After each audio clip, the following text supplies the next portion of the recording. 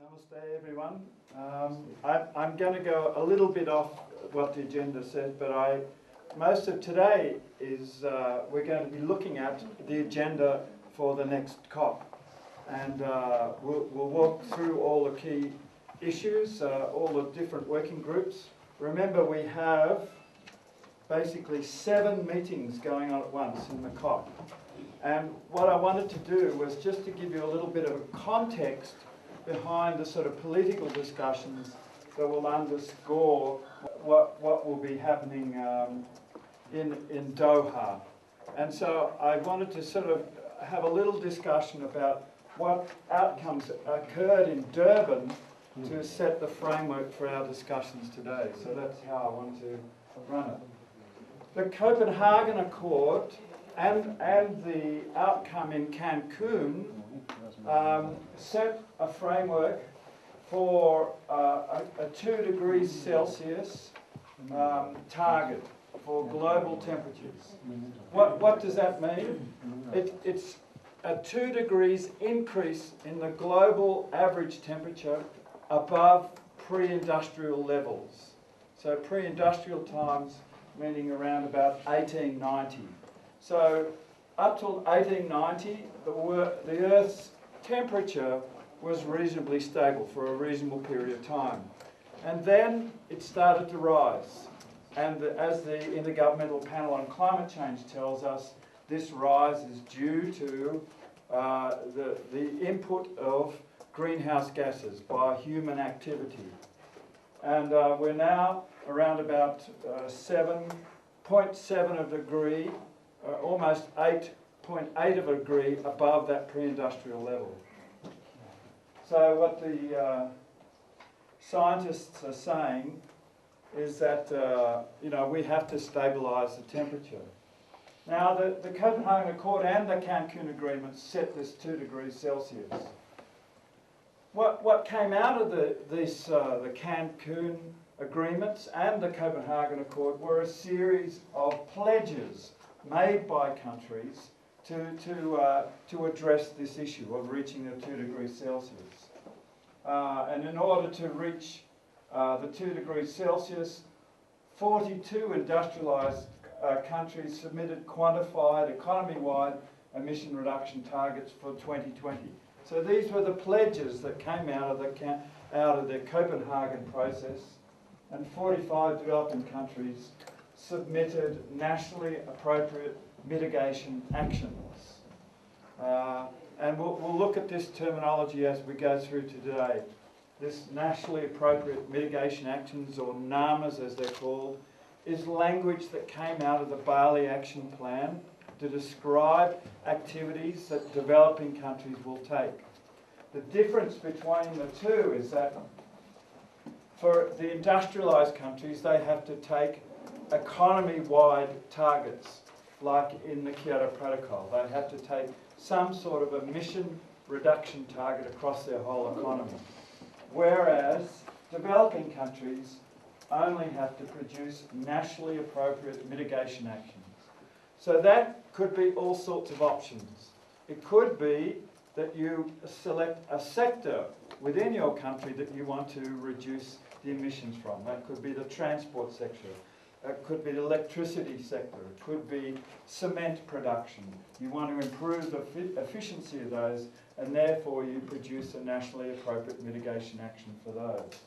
So out of Copenhagen and Cancun, we saw a number of countries put forward various pledges. Did Nepal put forward any pledge? No? Well, Tuvalu didn't either. So we're in the same.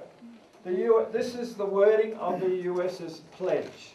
And it says, the United States committed a target in the range of 17% emissions reductions by 2020 compared with 2005 levels in conformity.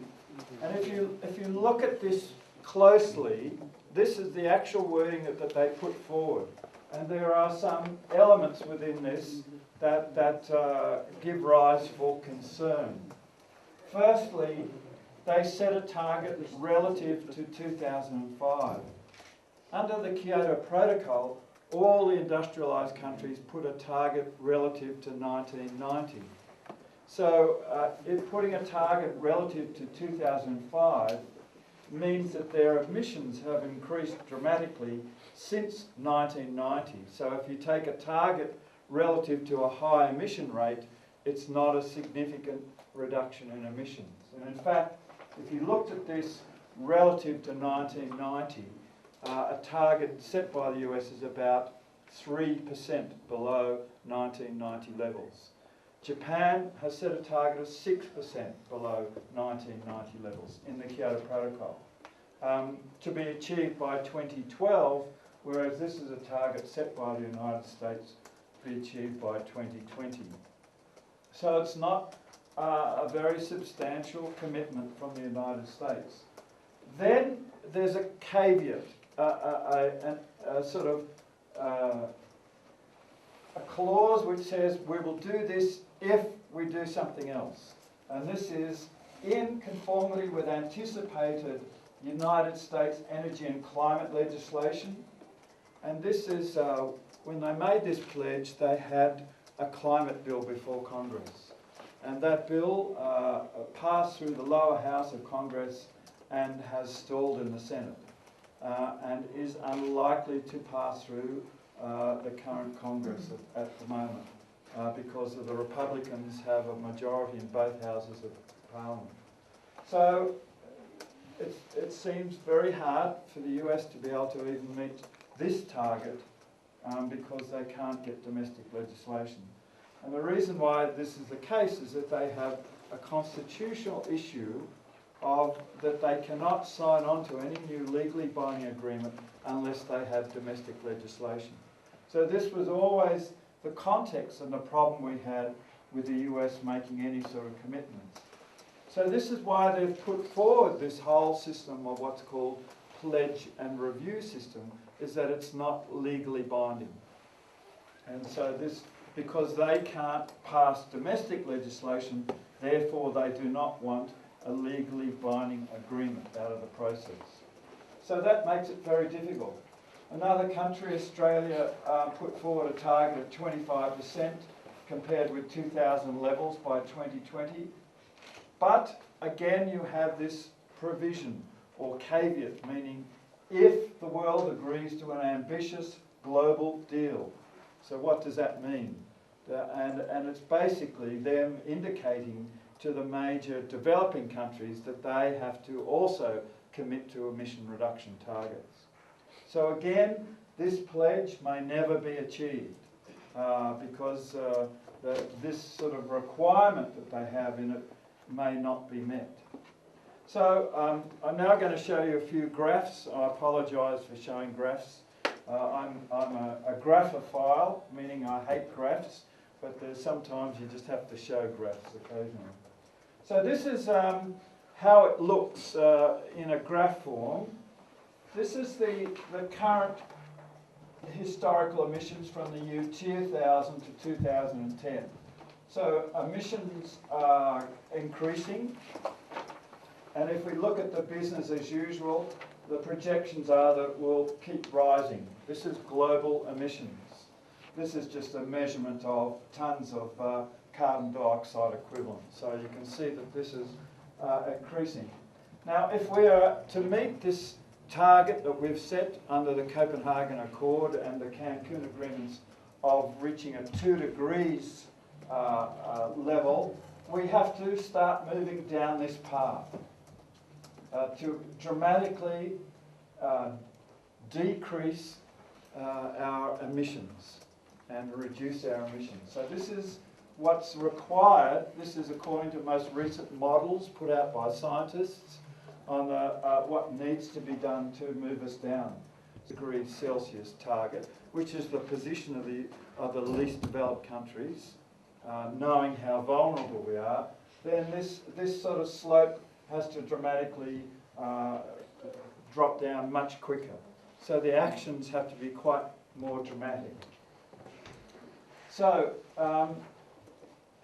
what we're seeing is that under the pledges that we got out of Cancun and out of Copenhagen Accord, this is the amount of reductions that they're going to achieve.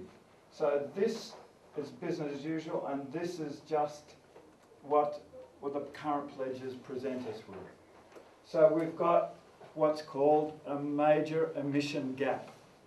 To get us on any sort of pathway to either get us 2 degrees or 1.5 degrees, the current pledges that are on the table are there, and we need to be here. And this is what you'll hear in Doha, is a discussion about the emission gap, the difference between what's currently been pledged and what is needed to get us into this pathway. Being the most vulnerable countries, we've got to find a way of encouraging countries to move from this current pledges down to this. And we have to make them binding somehow, to make them, so that it happens in reality. So that's the challenge we have before us.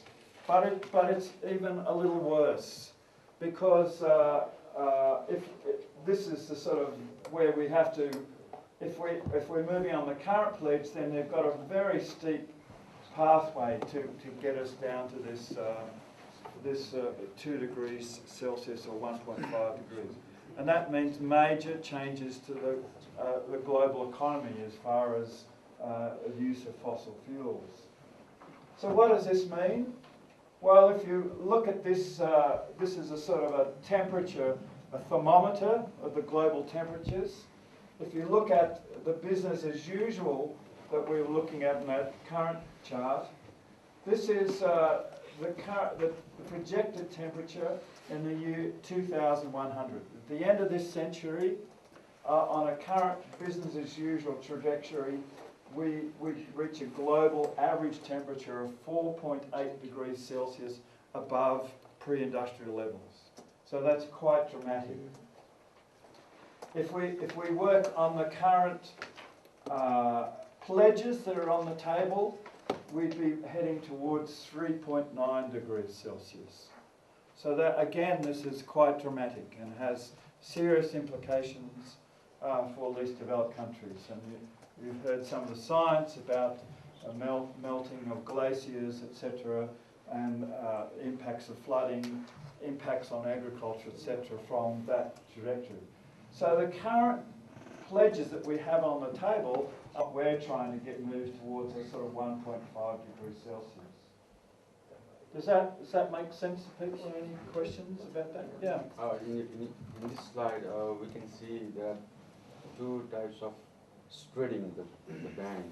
Yes. The blue band and the green band. What does that mean? The blue band is the current pledges. This is business as usual, so if we don't do anything now, we're moving to 4.8. The current pledges that are on the table that have been put down lead us to 3.9. Some of the models say it could be worse. And this is based on some studies of the changes in the albedo effect, the reflectance of the Earth. If the ice, we lose the ice on glaciers and on Greenland, then the absorption of the heat of the Earth, the sun, increases because of the loss of reflection off the ice. So there are some models which suggest it could be quite high. And there's some that are suggested it might be around about 3 degrees Celsius. And the developing countries, so it's the combined pledges that have been made by the developed and the developing countries, both.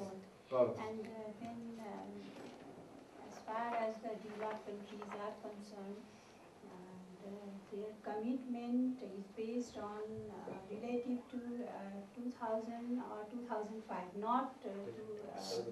Some are using the 1990 levels, using the Kyoto Protocol type targets. Some are using 2005. As we saw with Australia, they used 2000. So they're hand-picking the year that they're setting the target. And you can see why. Some of those countries have high emissions in those years. So if you pick a target relative to a year where you've got high emissions, then it's not really much of a reduction. And this is the problem, was that we don't have a standard base year for calculating these emissions reductions.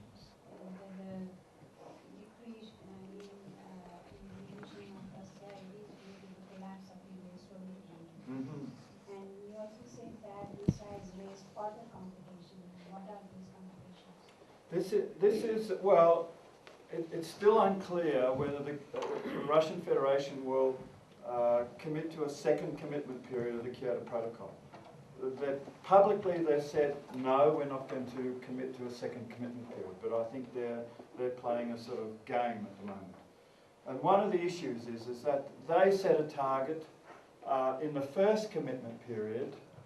I think it was zero target. I haven't got my Kyoto Protocol. Basically, they said by 2012 their emissions would be the same as their 1990 level. So it was a zero target. What they've actually done is their emissions are well below that target. So they've achieved their target and done a lot more. So they've got all these emissions reductions that have occurred because of the collapse of the economy, not because of specific action under the Kyoto Protocol. So these emissions reductions are sitting there, and they're saying, we want to carry those over into the next commitment period. Now, if you carried those over into the next commitment period, it would effectively undermine the target set for the next commitment period, because these emission reductions that have occurred in the Russian Federation were not due to actions under the Kyoto Protocol. So if you use these in your next commitment period, you could effectively undermine any new targets. But yeah, whatever the action may be, the Yes. emission has been reduced. Yes, that's right. But the Kyoto Protocol is worded to say additional activities, meaning activities that have occurred as a consequence of the Kyoto Protocol. So,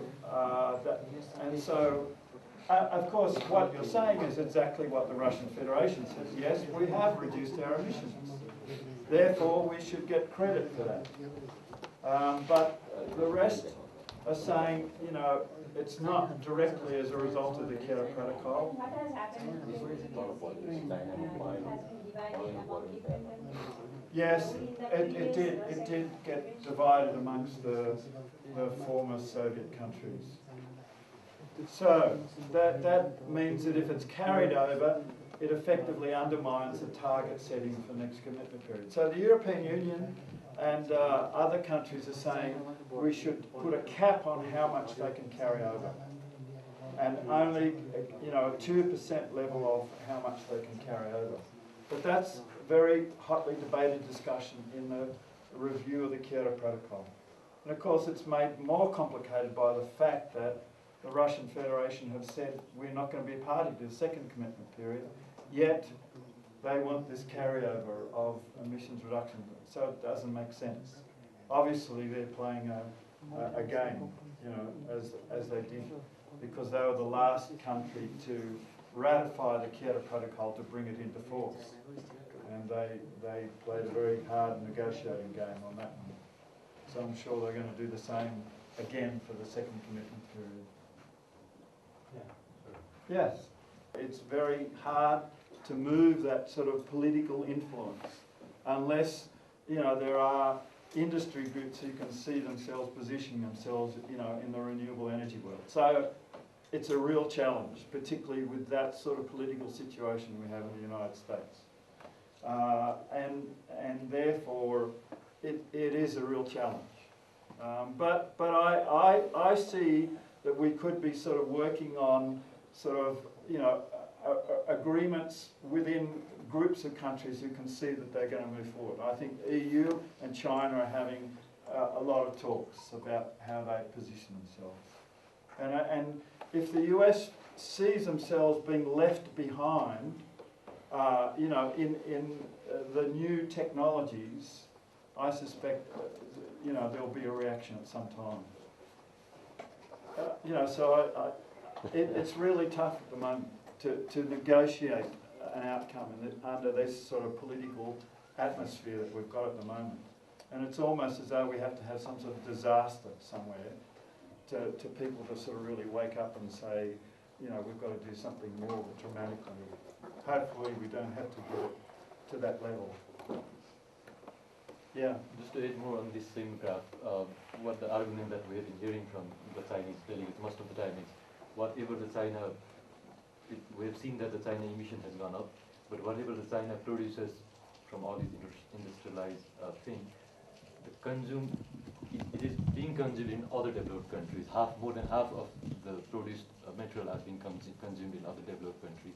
So these consumptions are not being made by those poor countries in China or other developing countries. So whose responsibility should be it? So it should be counted to those developed countries again. So I guess this kind of argument would also. Right. The other thing is like people has been saying most of the time that it will be the China who will make a deal or who will break the deal in the future. So a lot of concentration are being nowadays growing up with the China and the Chinese media as well. But my own observation going through the document and the literature between the basic group, the emerging group that we have seen after the Copenhagen, the internal policy in the China and India, it's something like China seems more organized at the domestic level with its own target about its own future program, but India doesn't seem on that way. Just seems following the path how the other basic country are doing. So people are also making the prediction like in the near future China could exceed and could be counted in the NX1 countries. Then when the basic group will be dysfunction, when the China could grow, then it will be the time when the deal will be, when China will be leading the whole negotiation, when the basic group will be break up. So I don't know how you see, but that's Yeah, I think that's part of it. I think, because China is wanting to see itself as a sort of a leader in particularly in new technologies, that it will take that lead. I think South Africa are sort of playing a middle ground. They see the need to do something about climate change, but their economy is still heavily reliant on coal, and they still have a lot of development needs of electrifying their country. They've still got a lot of people in serious poverty because they don't have access to electricity. So they're having to balance those demands. So I think China will lead that sort of break, I guess, from the basic group in that context. And then you've got Brazil, who are an interesting country. They're the lead producers in ethanol technology, and they're doing a lot of ethanol projects in other countries, promoting production of ethanol.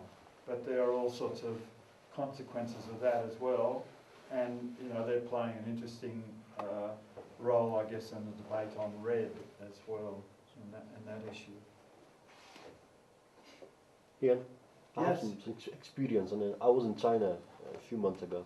I traveled from Australia to China and 3 countries, and I found Chinese more committed on this and more serious. I don't know, I'm wrong or right, but domestically they are really serious. I don't know.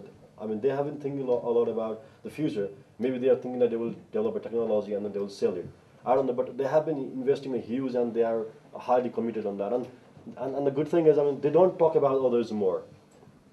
If you go to other countries, they talk about US, they talk about Brazil, South Africa, but when you go to China, they talk about themselves only. I mean, they are on side and they are doing by themselves. So I think they have been trying to find out or figure out that they will be leading the world in the next 2 decades, and they are trying to innovate and technology that will help them to go around the world and come up with ideas. I think they're more serious on that. I think so. I mean, it's obviously easier for a centrally planned economy to have that sort of collective viewpoint, I guess.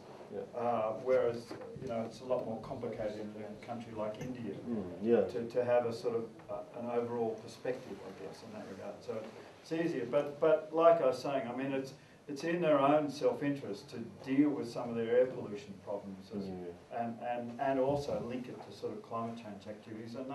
And they can see, there is a huge market potential, particularly as there's a lot of push from the European Union to do more on climate change. I mean, there are other sort of equity issues that go with that, looking at the historical context and things like that. Does it impose a greater burden on developing countries that if you put a price on a product that includes a carbon price, is that an unfair burden on developing countries? Can they afford to do that? We can subsidize compensate. Yeah, and that gets into very sort of complicated territory, I guess, to work out what's the equitable process of dealing with that. And that's some of the fear that India has, that if they start to see this sort of target being put on products, and there's certainly the European Union are starting to look at, you know, putting trade restrictions on products that don't have some sort of accounting for the greenhouse gas emissions that occur from them. So that's one. I mean, then you get into this sort of aviation debate, where now the European Union have put a levy on all flights going into the European Union based on a calculation of their emissions. And there's a strong reaction from developing countries saying this is not fair to us, you know. And so it's a complicated discussion, that one, but it's certainly one that's been thought about as a way of spreading the burden, I guess, in some regards. Yeah. Just to add to what Praveen was just mentioning, the Chinese delegation in the negotiations did raise this concern. They said, like, you all are coming us for manufacturing, but all our products are being manufactured for you, so definitely our emissions will rise. Because all these products are made for the West. Yes. You come, all the iPhones, everything, we make it for you. So that was what they raised. Yes, also. that's right. So should the countries are purchasing the products from China have some responsibility for the emissions within those products, the embedded emission. Yeah. Well, I guess the time is passing by, but there was one final thought on the discussion that we had on these two countries, India and China, and also in context of how geopolitical force of Nepal.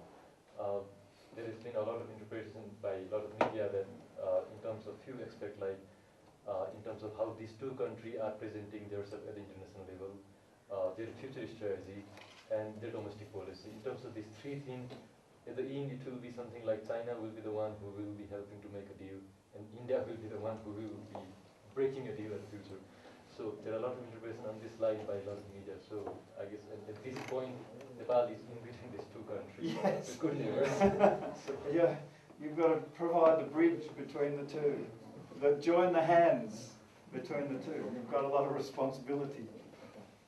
Okay. Yeah, I have Oh, a question. okay, yes. Sorry. Yes. What is the politics behind the formation of this basic group? Well, it came out of, I guess, the US trying to set up what was called the Major Economies Forum, which was the key OPEC countries plus those key developing countries. It was a sort of G7 plus 5 or G8 plus 5, and the plus 5 were the basic countries. So, you know, Brazil, China, India, South Africa. Did I get them all? Yeah. So that they, South India, China. So it's plus 4, isn't it? So, well, and Mexico was sort of seen. So there was a push by the US to sort of bring them on board in a discussion about reducing emissions. So they then formed a group amongst themselves to sort of form a negotiating discussion within that US-based discussion, the Major Economies Forum. So that's where the basic group came from. You know, it was a sort of G8 plus countries, because there was a lot of push from the US to say, these countries are major emitting countries, they've got to take targets. And so they formed a bloc to negotiate against the US, and that bloc has now moved into the climate change negotiations in general. But I think it originated from the US-based Major Economies Forum. Yes? We have discussed many countries, but we missed discussion on Canada, which has pulled out of Kyoto Protocol. Do you see it will have a domino effect, or what will it affect the talks in Doha? It will certainly affect the talks in the Kyoto Protocol discussions. I mean, basically, we've got 3 countries have now said they're not going to be party to a second commitment period of the Kyoto Protocol. Japan, Canada, and Russian Federation. So making it difficult for the remaining countries who have not said whether they're going to do anything. So that's particularly Australia and New Zealand have not put any targets on the table. Now Canada say their economy is so closely linked to the United States that they shouldn't take on any additional burden that the US has not taken on. So that's the reason they're pulled out of the Kyoto Protocol. Will they interfere with the negotiations? I think they will line up with the United States on sort of this pledge and review system. I'm not sure whether they will undermine the discussions under the Kyoto Protocol. But symbolically, it's difficult if you've got countries pulling out. It makes it more difficult for countries like the European Union to carry the burden of the Kyoto Protocol. So obviously, the EU and Canada have been having quite distinct talks about that, I imagine, to try and see whether there's any way of bringing them back on board. The interesting thing is that while Canada said they were pulling out of the Kyoto Protocol, they were still engaged in the negotiations of some of the modalities of how the Kyoto Protocol would operate in the second commitment period.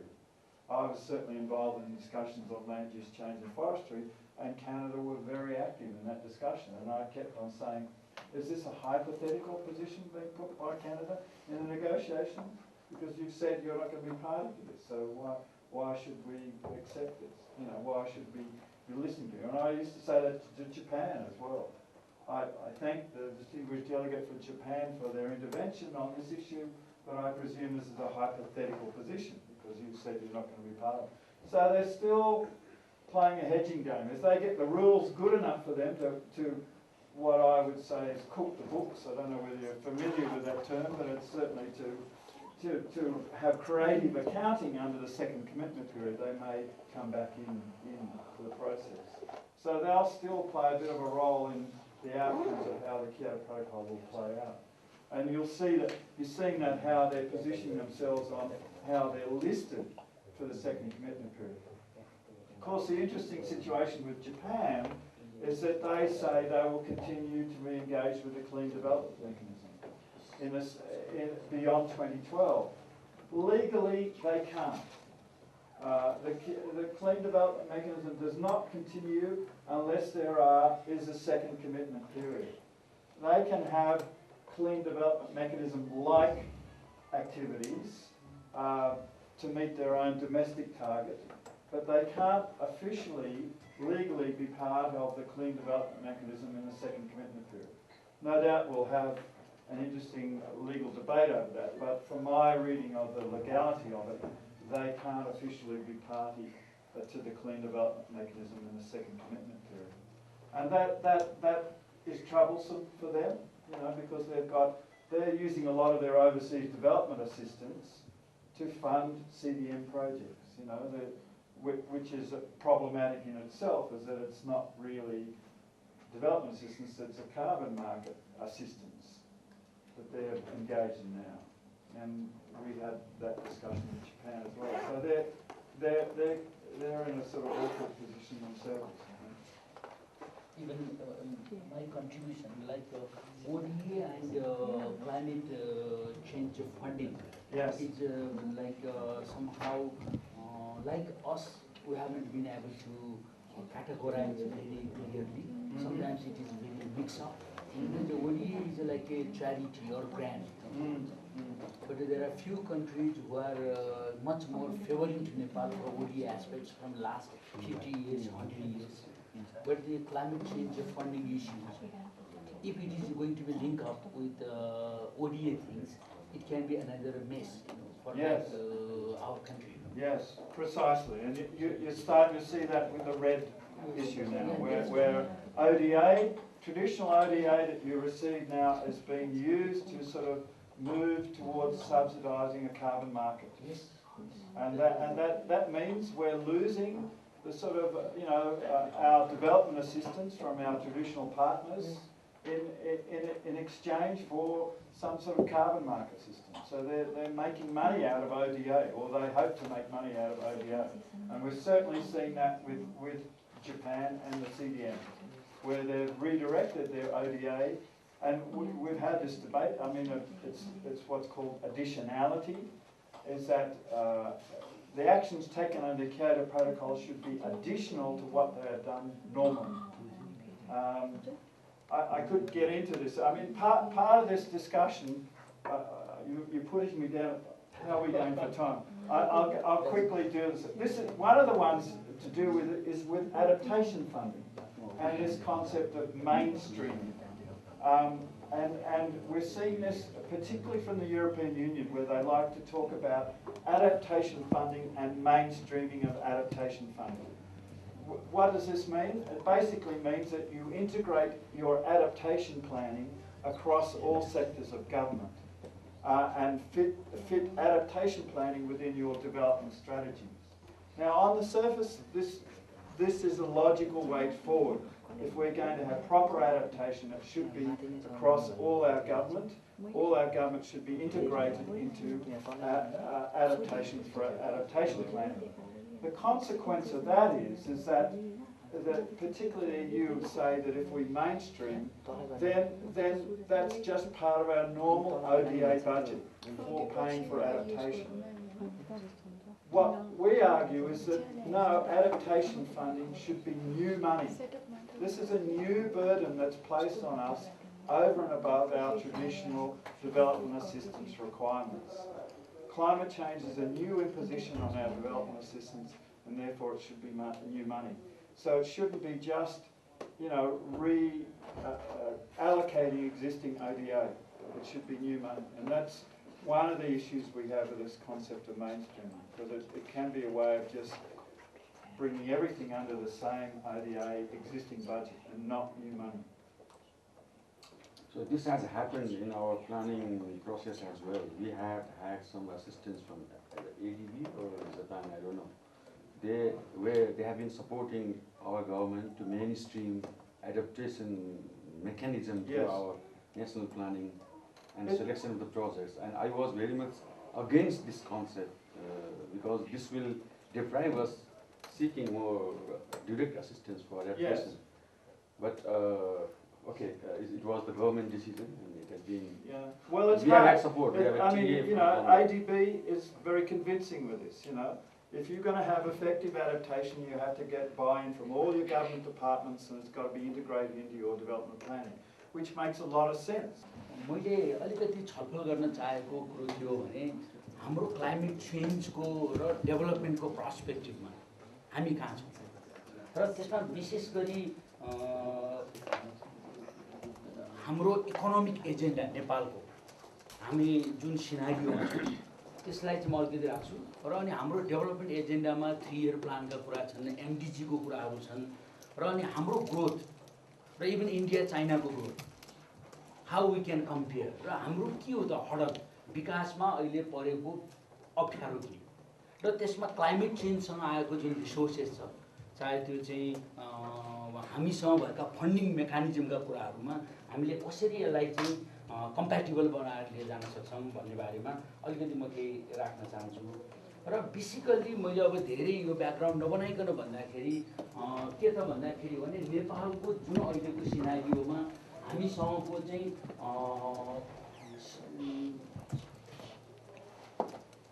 1.9 million people.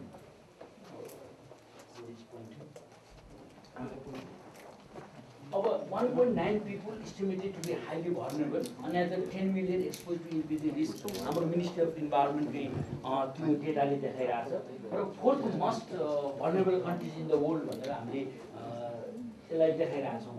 र मैले अलिकति economic पार्टमा मैले लान चाहे। अब धेरै हामीले छलफल गरिसकेका छौँ अरू कुराहरूमा क्लाइमेट चेन्जको इम्प्याक्टको बारेमा म धेरै कुरा गर्न चाहन्न।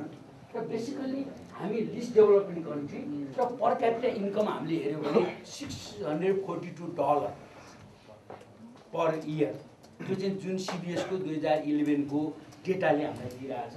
र अर्को livelihood and economic progress primarily based on natural resources, agriculture sector contributes 35% GDP. मैले यहाँनिर अलिकति लिङ्कअप के गर्न चाहेँ भने 70% मान्छे चाहिँ जम्मा जो पपुलेसन एग्रिकल्चरमा रिलाइ छ उसले चाहिँ 35% मात्रै कन्ट्रिब्युसन गर्छ र अब चाहिँ के भने 35% मान्छे 30% मान्छेले चाहिँ 65% GDP-मा कन्ट्रिब्युसन गर्छ। त्यसो भएर there is a big gap हाम्रो जुन इकोनोमीमा चाहिँ हाइब र हाइब नटको बिचमा छ। सम्भ्रान्त वर्ग र हुने खाने वर्ग र अर्कोको बिचमा चाहिँ बिग ग्याप छ। सायद यसले नै के छ भने विभिन्न द्वन्द्वहरू कन्फ्लिक्टहरू जुन विकास गराइरहेछ त्यसलाई हामीले ट्याकल गर्न सकिरहेको छैन। र अर्को बेसिकल्ली चाहिँ हाम्रो 1/4 पपुलेसन अहिले पनि 25%, त्यसमा पनि 1/4 पपुलेसन चाहिँ टोटल भन्यौँ। तर सुदूरपश्चिमाञ्चल र मध्यपश्चिमाञ्चलको सिनारियो हेऱ्यो भने अझ बढी 40-50% जुन एभरेजमा ल्याउँदा 1/4 भयो। तर त्योको पपुलेसन चाहिँ के त भन्दाखेरि भने पोभर्टी लाइनभन्दा पनि तल छ। भनेपछि अब अहिले हामीले यही एउटा डेभलपमेन्टको एजेन्डामा पनि $642 पर क्यापिटा हामी एकातिर इन्कम छौँ, अर्कोतिर हाम्रो एउटा जोग्राफिकल रिजन वाइज पनि ठुलो डिस्प्यारिटी छ। भनेपछि यो एउटा चाहिँ जुन डिफिकल्ट सिनारियो छ। र अर्को कुरो के भन्दाखेरि भने हाम्रो पपुलेसन ग्रोथ रेट 1.4%मा छ भने अर्को इकोनोमिक ग्रोथ रेट हेऱ्यो भने हामी जम्मा 3.8मा छौँ। हामीले जति भ्याउते उफ्राइको 10-12%को कुरा जति हामी गरे पनि रियालिटी चाहिँ के हो भन्दाखेरि 3.8% GDP ग्रोथ रेट। एकातिर इन्डिया चाहिँ तपाईँको 10-12% ग्रोथ रेटमा छ, उतातिर चाइना 12-14 ग्रोथ रेटमा छ र हाम्रो 3.8% मात्रै छ। र अझ मैले तपाईँलाई अहिलेको सिनारियो तपाईँ हामी सबैले बुझेको कुरा, यदि सरकारले अर्को सिनारियो क्रिएट भएन भने असोजपछि तलब खाने हो कि हामीसँगै ठेगान छैन। हामी राज्यको बजेट छैन भनौँ न, हाम्रो डेभलपमेन्टको पर्सपेक्टिभमा हामी जति नेगोसिएसनको कुराहरू गरिरहेका छौँ, हाम्रो रियालिटी मैले अलि डिस्करेजिङ कुरा गर्न चाहेको छु होइन, तर रियालिटी के हो